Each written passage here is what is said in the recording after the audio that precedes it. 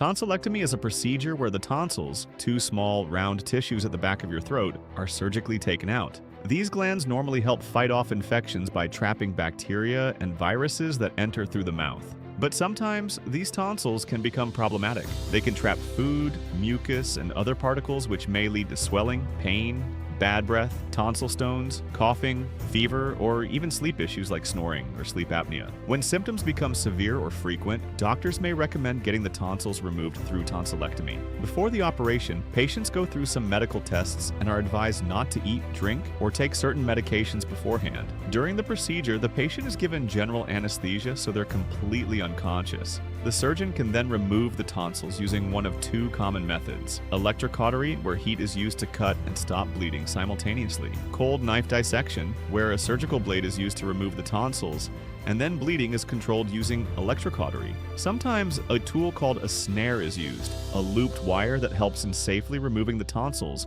while minimizing bleeding. There are also other advanced options like radiofrequency ablation CO2 lasers, micro-debriders. The whole operation typically takes around 20 to 30 minutes and is done on an outpatient basis, meaning you usually go home the same day. After surgery, you're moved to a recovery room to wake up from anesthesia, and once you're stable, usually after a few hours, you're discharged with care instructions.